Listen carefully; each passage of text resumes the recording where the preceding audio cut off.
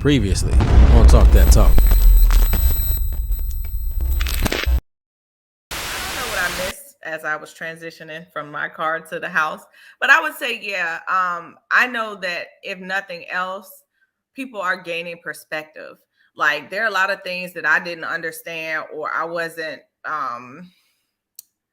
I don't want to say not open to because I'm definitely open to learning, but like wasn't exposed to like that mass band, those mass band conversations. We didn't have that in Virginia. So I didn't know about them until a few years ago. So I didn't, realize, some of the impact and some of the reach and some of the intent behind that stuff. So I think if nothing else, we're gaining different perspectives because a lot of times we operate in silos and we know what we know and are exposed to other things or aren't willing to learn other things. And I think just the conversations here and being able to show that you can disagree or not always understand something and still be respectful, that you can have conversations with varying perspectives and land on, I still not feeling what you saying, but still be adults and be respectful. And I think if nothing else, that's helping the culture. That's impacting the culture because all of us don't always agree. We don't always have the same perspectives on things. But I do think that opening dialogue, giving varying perspectives, being honest and being upfront and being respectful is just awesome in itself. And I want to, because I think more than one person brought it up, but I actually want to talk about this mass band stuff for a second. I'm gonna bring it back up. I know it's a hot topic, but I'm gonna bring it back up. First things first. Shout out to the Virginia mass band. Did y'all see that? They were on Good Morning America. Did y'all know that?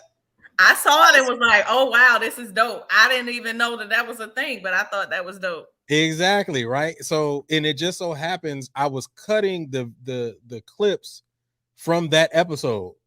And the same day I was cutting the clips, they were on Good Morning America.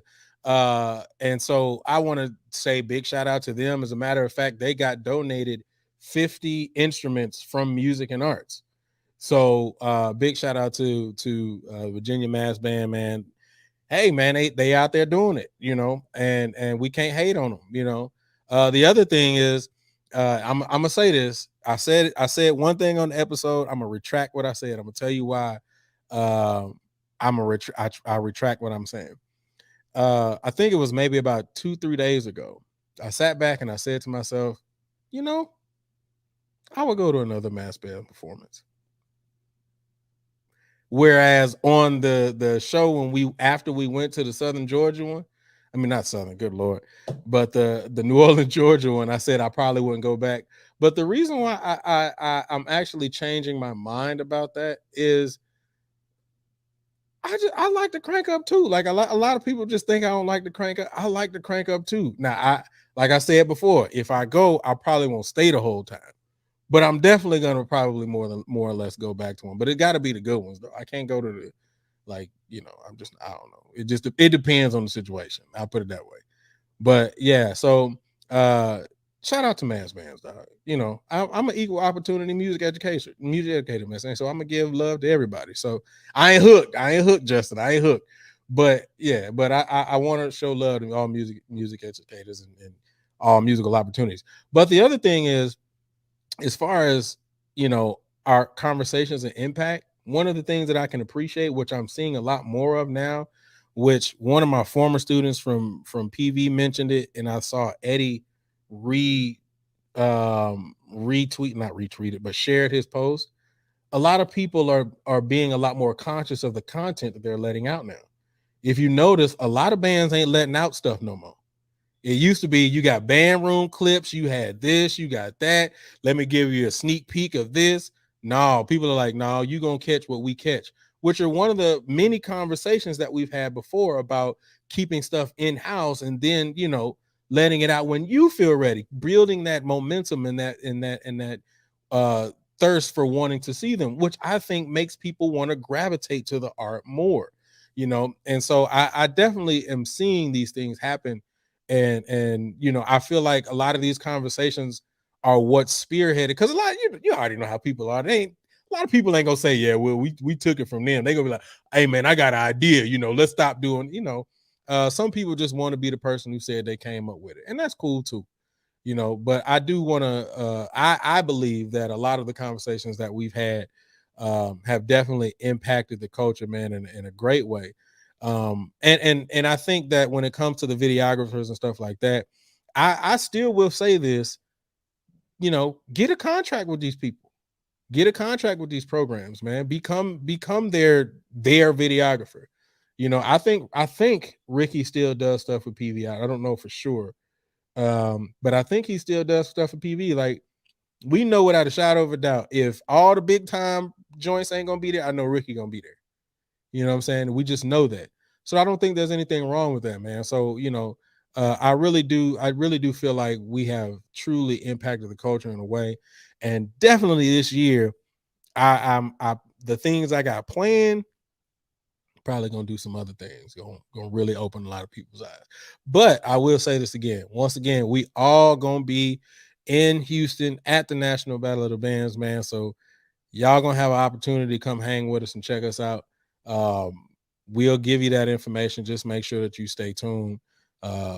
Because we got to talk some stuff and finalize some stuff. I really shouldn't be this excited, but y'all, my bag's already packed. I'm like, super. It's like I'm going to a family reunion. Like I'm super. My mom was like, "You keep bringing up this trip." I'm like, "Girl, let me have my little moment." Okay. You should be excited. I don't know. You should be excited. You should have your little tote bag. You should be ready to go. I'm ready. Okay. You got the nails did and everything, didn't you? Nails, toes today. I knew it. Y'all gonna get this band camp here because my appointment. This was an impromptu trip. So my schedule not to next week, but hey, it's gonna be what it's gonna be. But we're gonna have a great time. All right. I'm really excited. I'm looking. Look, Quan is excited too. Quan got some stuff.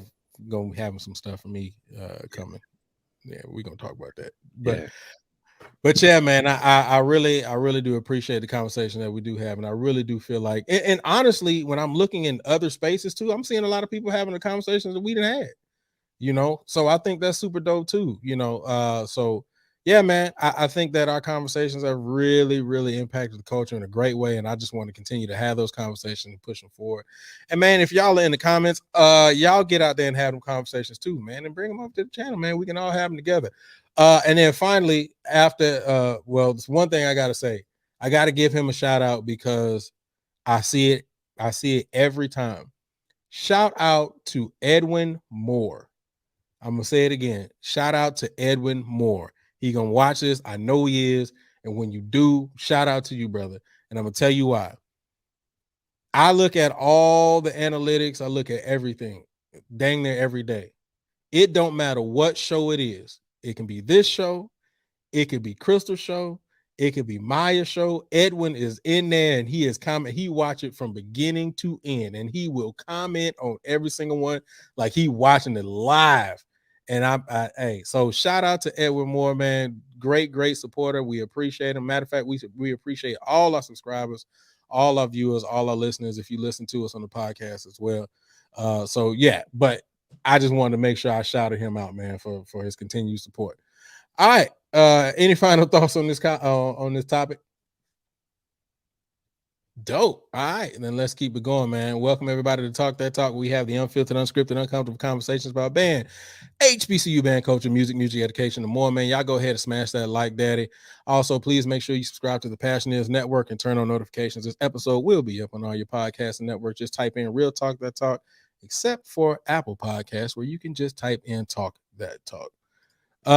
Before I go to the next topic, there was one thing I forgot to mention. I know at the beginning of the show we talk about all the great things that happened to us and all that kind of stuff. It was one thing I forgot, man.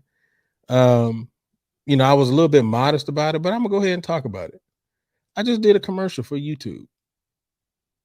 I did a commercial I want to say about two weeks ago for YouTube. So a lot of people who don't know, I'm a voice actor as well. So I do voice acting on, so they just dropped the YouTube commercial. So I was really excited about it. I was trying to be modest about it, but my wife was like, "Man, you got to tell people." And I was like, "I don't want to tell people. I don't really care." And then she made me show my kids, and then my kids was like extra excited and stuff. But all right, we got to get better on our approach. Our approach sucks. There you go. That's what I got. I'm just joking, man. Just messing with you. All I right, cool. mean, I think it's a little bit more than that too. The approach has something to do with it, but I think it's also the person on the other side of it, especially when you're putting yourself in these spaces. You have to be keen to continuing to be a sponge. You have to continue to be teachable. You have to continue to be relatable, especially when you're dealing with children, no matter what age they are, young adults, children, or what have you, because you have to have the ability to continue to pivot, to keep your ear to the streets, and you have to be malleable.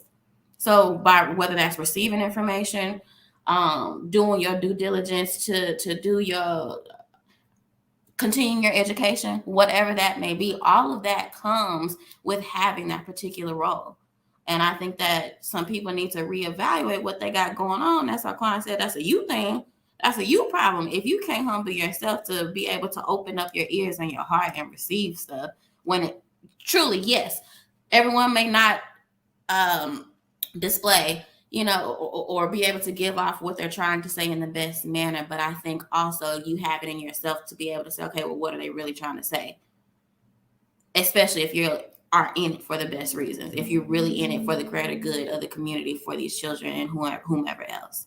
So I think I don't know if it's 50-50. We ain't got to go to percentages, but I think that there is responsibility on multiple parties to be able to make this thing a thing. And I think for not that anybody should subject themselves to disrespect or somebody talking to them crazy, but for these people who are band directors, coordinators, in charge of students in whatever level of marching band, you have to display the behavior you're expecting from them. If you're expecting them to receive critiques from you, suggestions on improvement, areas of opportunity, you have to also be willing to hear that. I can't tell you how many times people are like, y'all need to be able to listen, and y'all need to be able to receive, and y'all need to be able to take these tips, and somebody try to give you a tip and you lose it. No, you need to display and model the behavior that you're expecting from your students, because they're watching you. If they see that you can't ever take, any constructive criticism or any tips, or you're not willing to listen to try to improve yourself, why would I try to do that? I'm following what you're doing. So, I'm always willing to learn. I'm always willing to, and being able to say when you're wrong, that too, because it's so many times that people are in these positions and think I can't ever be wrong. That's ridiculous. Being able to own up, I made a mistake, I apologize, is big. And a lot of people in positions do not know how to take constructive criticism, but can give it out. That's backwards. Or can't admit to their students at whatever level, that I was wrong and I apologize. And I'm sorry for how that made you feel. So then when you say something to them and they flip out and they can't fathom in their mind why they owe you or whoever they did this in front of an apology, they're following your lead. So you have to be an example for what you're expecting from your students. That's all. That's what I wanted to add to that. From one of my wife's favorite movies, attitude reflects leadership. I was big enough to apologize for being wrong today. So I was wrong. Portia, I was wrong. But yeah, there are definitely a lot of directors and leaders out there who have so many big egos to the point to where they are not willing to be able to take certain criticism. And I think that is a detriment to yourself, and I think that's a detriment to your program. A lot of people are like, well, I've been successful for X amount of years, right? But that doesn't mean that you're incapable of learning. And this is one thing, that I asked Dr. Zachary when I was an undergrad, when he was Mr. Zachary. I asked him, in undergrad, why do you keep doing this? And he said, the day when I stop learning is the day I need to stop doing this. And that's literally what he said to me. And I will never forget that. We were sitting in his office on the fourth floor. His office used to be on the fourth floor. But no, we were sitting in the office and he told that to me, and that stuck with me ever since. And that's why for me, I'm always willing to learn something from somebody. And I also, and I think that's why I also appreciate this, right? Because there are things that I didn't know. There are things that Portia, you've taught me that I didn't know. Maya, you've taught me that I didn't know. You'd be surprised, Maya. You taught me a lot.